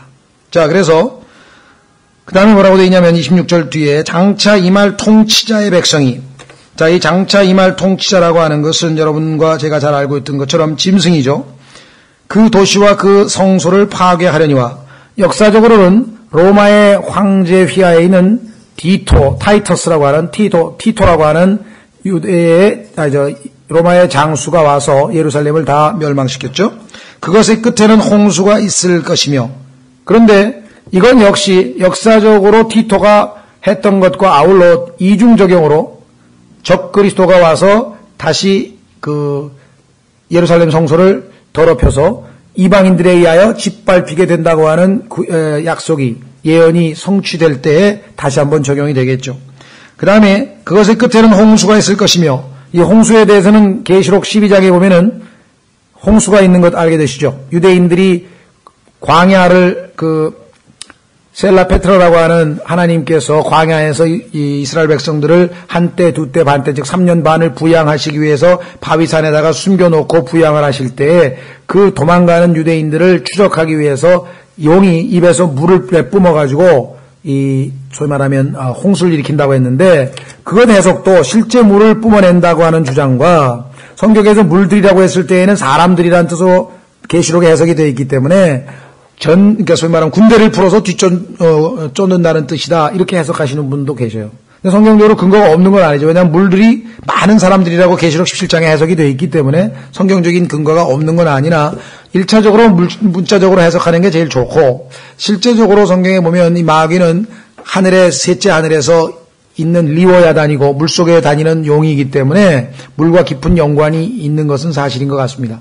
그래서 이 문제에 대해서도 우리가 종말론의 이런 견해와 저런 견해 두 가지를 좀 한번 살펴보려고 하는 것이고요. 그 다음에 결국은 어떤 일이 벌어지는가 또 그 전쟁이 끝날 때까지 황폐하게 하는 것이 작정되었느니라. 여러분들 대환란 3년 반 동안에 있게 될 이 땅의 황폐함은 뭐 말로 상상할 수 없죠. 예수님께서도 말씀하시기를 전무후무한 환란이라고 얘기했고 황폐함이 있게 되고 아주 그냥 우리나라 이 6.25 때 그 전쟁은 아예 아무것도 아닌 정도의 엄청난 재난이 있게 될 것을 성경에서 말씀하고 있는 것이죠. 예. 자, 그러다가 어떤 일이 벌어집니까? 27절 그가 많은 사람과 한 일에 동안 언약을 확정하리니 언약 하면은 하나님과 누구와 약속하는 겁니까? 성경에 보면 이스라엘과 언약을 체결하죠. 그런데 자기가 하나님이라고 했으니까 적그리스도가 짐승이 이스라엘과 언약을 체결합니다. 추정컨대 어떤 언약이냐? 그때까지만 해도 반유대주의에 의해서 전 세계적으로 유대인들이 핍박을 받게 될 터인데 이 유대인들을 보호하는, 그래서 유대인들에게 소위 말하면 제사, 유대인들이 가장 바라는 구약시대의 제사를 지낼 수 있는 모든 종교 행위를 허락하고 유대인들을 보호하는 보호자로서의 자기 자신을 자처하는 그러한 이 일들을 하게 될 것이다. 이게 추정이 되고요. 그래서 한 1회 동안 7년이죠. 여기 분명하게 나와 있죠. 3년 반이 아니죠. 아까 3년 반 자른 사람들은 얘기가 안 되죠. 1회 동안 언약을 확정하리니, 그러니까 7년간은 적그리스도가 유대인과 언약을 체결하면서부터 시작이 되는데, 만약에 어떤 사람이 유대인을 보호하겠다고 언약을 체결하면 당시에 전 세계가 유대인들을 반대하고 유대인들을 막 비판하는 그런 분위기 속에서 아주 전권을 가지고 엄청난 권력을 쥐지 않은 사람이 유대인을 보호하겠다고 나설 수는 없는 거 아니겠습니까? 그렇죠? 그래서 결국은 이자는 이미 아주 당대로부터 여러 가지 인정을 받는 그런 가운데 유대인의 보호자로 드러나서 언약을 체결하는데, 여기에 한 가지 중요한 거는 많은 사람이란 말이에요. 모든 유대인들이 다 이 짐승과 언약을 체결하느냐? 아닙니다. 14만 4천은 하나님께서 이마에다가 인을 찍어서 다 보호해서 이들은 이 소위 말하면 적그리스도와 짐승과 언약을 체결하는데 가담하지 않죠. 마치 아합 시대에 하나님께서 7천 명의 사람들을 남겨놓은 것처럼 이때에도 이 마귀와의 언약을 체결하는데 거부하는, 그렇죠? 사람들이 있게 되고 이들이 끝까지 견디는 자들을 구성하게 되겠죠. 확인해 보겠습니다. 이사야서 28장에 보면은 이 언약을 지옥과 체결한 언약이라고 하나님께서 평가하셨어요. 지옥과 체결한 언약. 이사야서 28장. 이스라엘은 전 세계적인 반유대주의, 이게 마귀가 반유대주의의 선봉장이죠. 여러분들 잘 아시는 것처럼 예수 그리스도께서 이 땅에 인간으로서는 유대인으로 오기 때문에 그 유대인들을 어떻게든지 말살하려고 했던 것이 마귀의 전략이었다고 말씀드렸었죠. 그렇죠? 그래서 이 반유대주의의 전반적인 분위기 속에서 유대인들은 궁지에 몰리게 되고 결국은 자기들을 해치게 될 것을 뻔히 보면서도 어쩔 수 없이, 그렇죠. 우리나라도 옛날에 보면은 중국하고 송나라, 당나라 막 이렇게 언약 체결할 때 보면은, 조약 체결할 때 보면은 뻔히 이제 같이 힘을 합쳐가지고 신라하고 당나라하고 힘을 합쳐가지고 백제도 침공하고 해가지고 차지한 다음에 그 다음 수순이 뭐겠습니까? 뻔히 당나라는 이제 신라 또 내리칠 거 아니겠어요? 알면서도 할 수 없이 조약을 체결해야 되거든요. 왜? 힘이 세니까. 유대인들도 마찬가지예요. 이 적그리스도에게 아주 여기 보면 무슨 이사야서 28장에 보면 14절, 이사야서 28장 14절에 이렇게 기록되어 있습니다. 그러므로 예루살렘에 있는 이 백성을 다스리는 자들 곧 모욕하는 자들아, 이들은 정치 지도자, 종교 지도자들은 하나님을 모욕하는 자들이 되어버렸어요. 이때 이미 타락해서 너희는 주의 말씀을 들을지어다 너희가 말하기를 우리가 사망과 언약을 맺었고, 아까 그 짐승이 사망에 직접적으로 연관이 있는 사람이죠. 지옥과 합의를 맺었은즉 넘치는 채찍이 지나갈지라도 우리에게 이르지 못하리니, 적그리스도하고 언약을 체결했으니까 우리는 아마 보호받고 절대로 심판받지 않을 거다.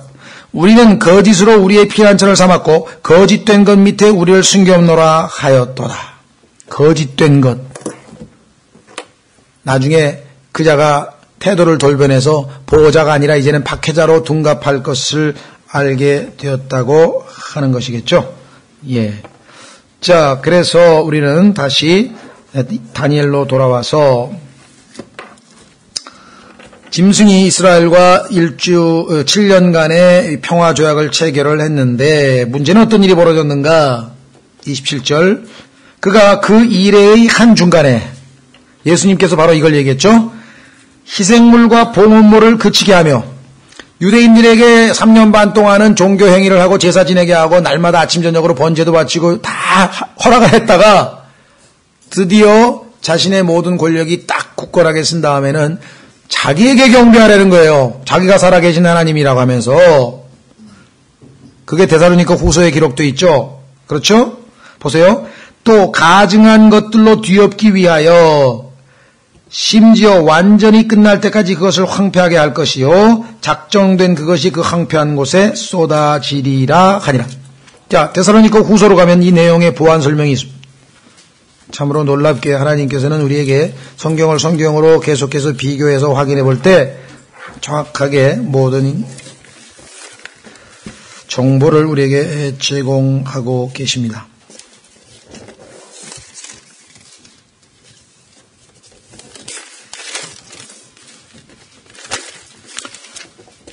데살로니가 후서 찾으셨습니까? 예, 거기 보시면 2장 1절에 보시면 형제들아 주 예수 그리스도의 오심과 우리가 그분께로 함께 모이는 것으로 말미암아 이제 우리가 너희에게 간청하노니 너희는 영어로나 말로나 혹은 우리에게서 왔다는 편지로나 그리스도의 날이 가까이 이르렀다 해서 쉽게 마음이 흔들리거나 불안해하지 말라. 이 땅에도 이 시대에도요 종말론에 대한 얘기를 하면 많은 사람들이 정말 나는 휴고될 것인지 아닌지 막 불안해하고 했던 일들이 계속해서 있습니다. 3절 아무도 어떤 방법으로 너희를 속이지 못하게 하라. 종말론에 관한 한 90% 이상이 다 속이는 자들이에요. 그러니까 성경을 쫙하게 하나님의 말씀의 뿌리를 딱 두고 있으면은 흔들릴 일 없고 불안할 일 없고 아무렇지도 않아요. 먼저 떨어져 나가는 일이 일어나고 이걸 배교라고 하는데요. 많은 사람들이 진리에서 떨어져 나갑니다. 이미 지금 뭐 환난 통과한다고 하는 것도 있고 뭐 온갖 지금 이미 떨어져 나간 사람들이 뭐 한둘이 아닙니다.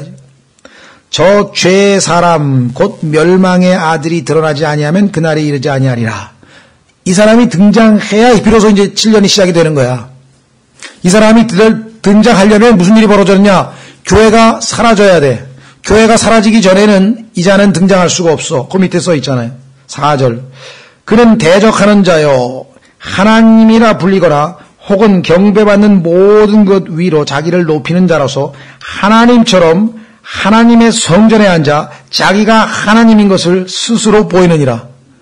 이때 유대인들이 올 것이 왔구나, 속았구나 하면서 이제 반항하려고 했는데 이미 뭐 적그리스도의 통제하에서 꼼짝달싹 못하는 거죠. 그때는 어떻게 해요? 순교밖에는 방법이 없는 거예요. 그래서 계시록 6장에 보면은 순교당한 자들이 우리의 원한을 갚아달라고 하나님께 호소하는 장면이 나오잖아요. 그렇죠? 그래서 5절 내가 전에 너희와 함께 있었을 때 이 일들을 너희에게 말한 것을 너희가 기억하지 못하느냐. 내가 종말에 대해서 마지막 때에 대해서 이미 너희를 불안하게 하지 아니하고 예수 그리스도의 오심을 사모토록 하기 위해서 휴거에 대해서 환난에 대해서 재림에 대해서 다 가르쳐 줬으니 기억나느냐. 그렇게 얘기를 했죠.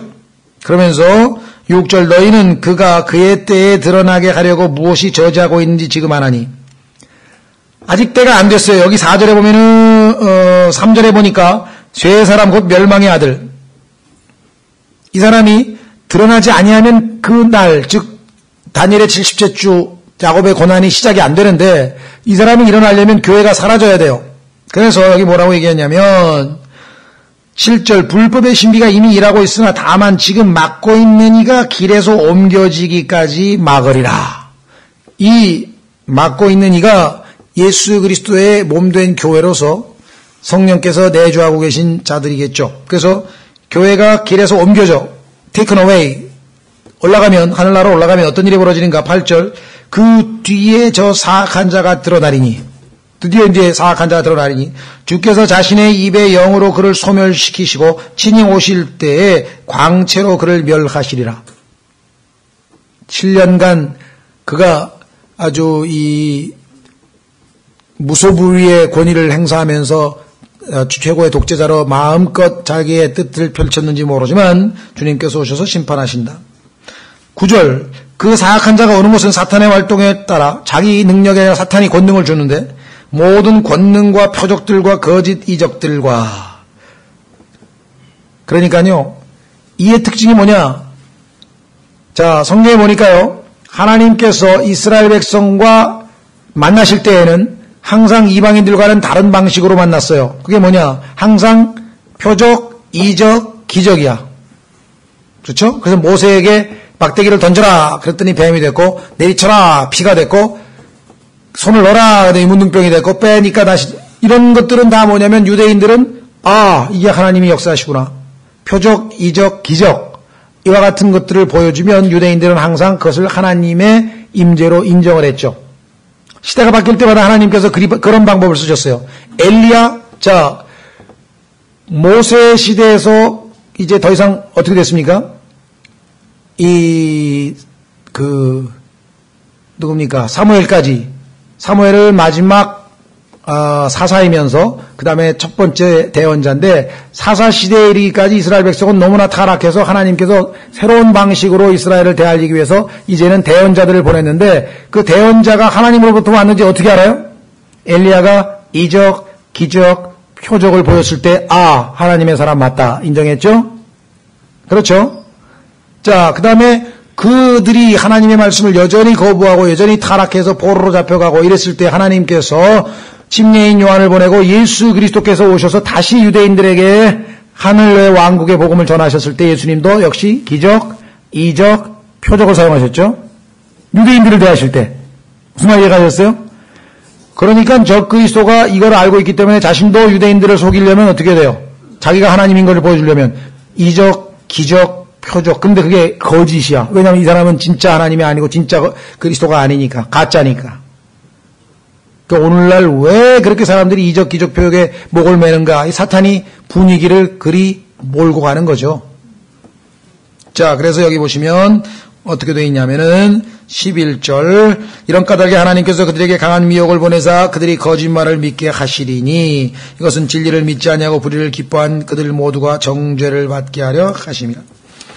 결국은 이 다니엘서 9장에서 하나님께서는 유대인들에게 490년간의 기간을 말씀하시면서 메시아가 끊어지고 나서 그 이후에 장차 임할 통치자의 백성, 장차 임할 통치자.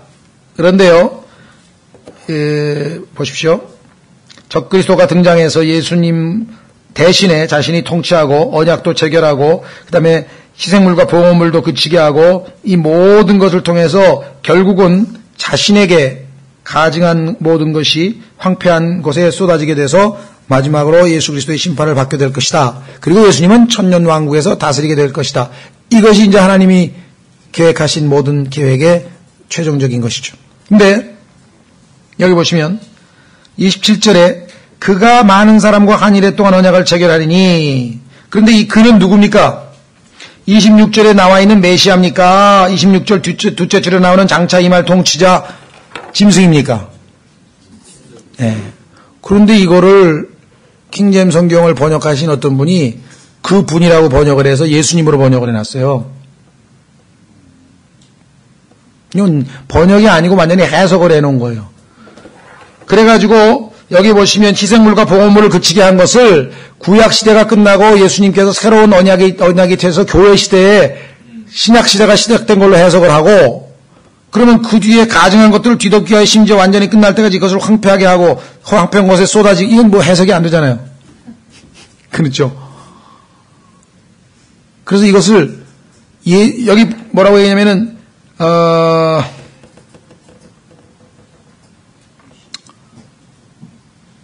시제가 여기 보시면 27절에 미래로 되어 있죠. He shall cause인데 마치 예수님께서 초림하셔서 구약을 폐하고 신약을 세워서 이 구약의 모든 제사가 다 폐지된 것으로 과거적으로 이것을 해석해 버립니다.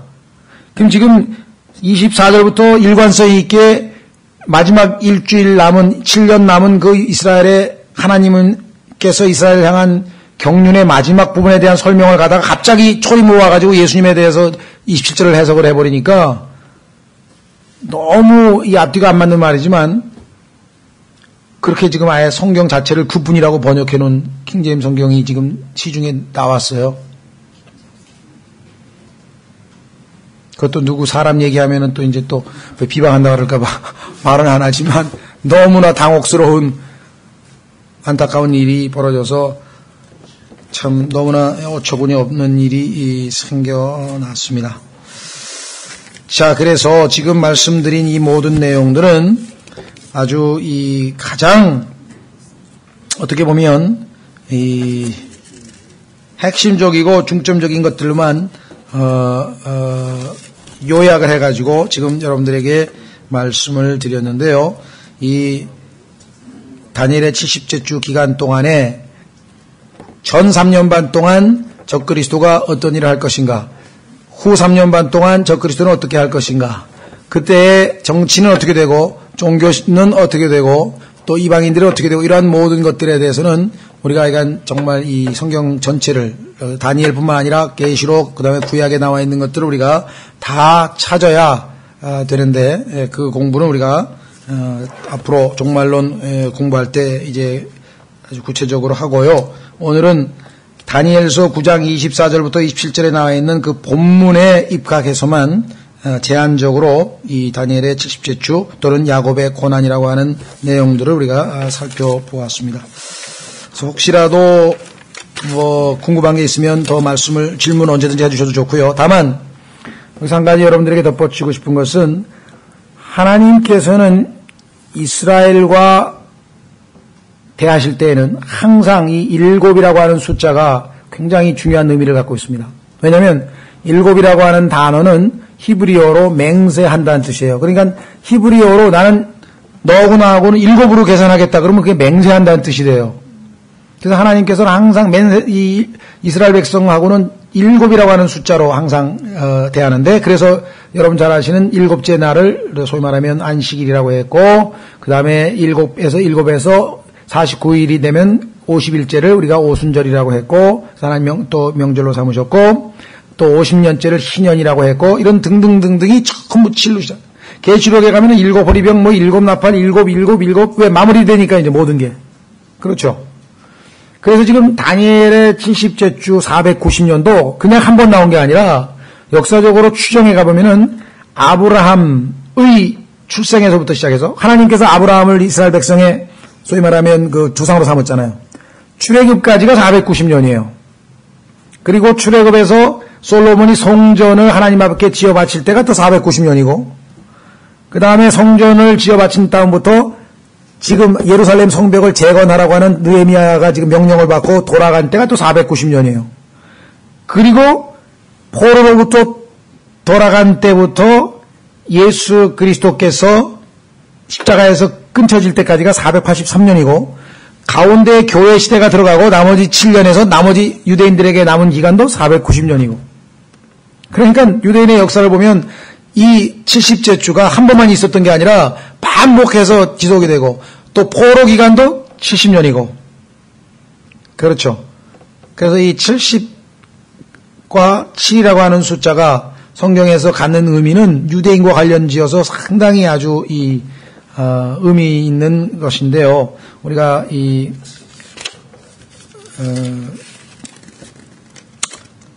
대환란 또 야곱의 고난 이런 주제는 다시 한번 자세하게 공부할 때가 있을 것 같고, 지금 말씀드린 것처럼 핵심은 무엇인가 하니 절대로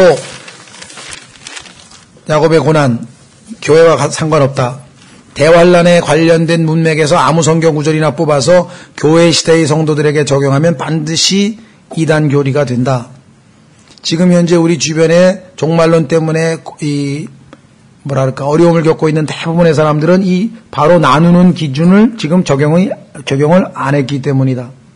이런 것들을 여러분들이 좀 도움을 줄 수 있어야 되겠습니다. 예를 들면 어떤 형제는 구원의 영원한 보장을 믿었어요. 그래서 자기는 비록 구원받고 나서 정말 하나님을 전적으로 기쁘게 하지 못하고 많이 나약하고 죄도 짓고 정말 부족하지만 그래도 구원에 관한 확신 자체를 잃어버리진 않았었어요. 근데 어느 날 종말론을 잘못 배워가지고 교회가 환란을 통과한다는 얘기를 딱 들은 거예요.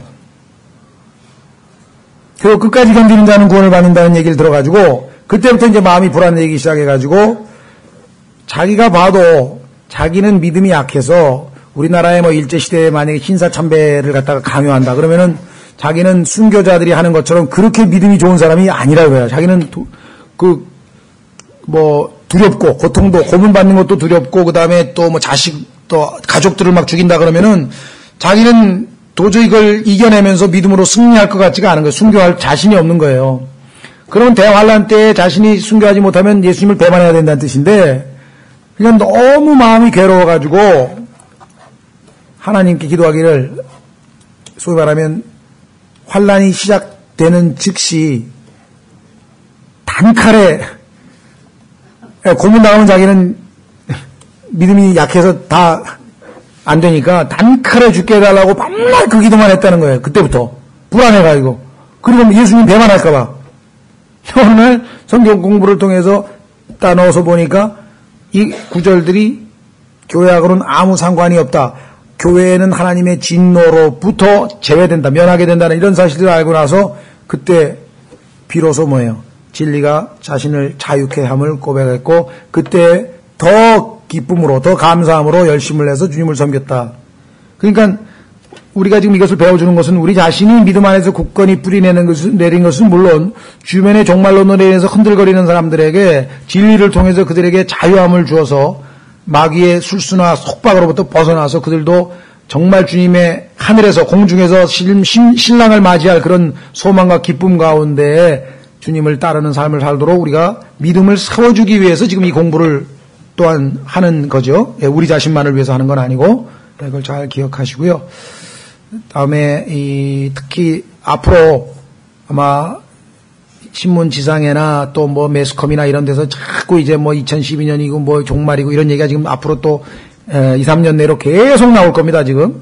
그래서 내년도에 좀 우리가 이 종말에 관한 내용을 성경 구절을 찾아가면서 정확하게 한번 좀 공부하려고 합니다. 그래서 그때 가면 우리가 여기 다 소화하지 못하신 분들도 그때는 이제 이렇게 시간적인 여유가 이렇게 촉박한 게 아니라 한 구절 한 구절을 성경 구절을 직접 읽어가면서 확인하시면 더 정확하게 이해하실 수 있으리라고 생각합니다. 그래서 이제 다음 시간에 10장, 11장, 12장 3주가 남았는데 아마 19일까지 해서 마무리 짓는데요.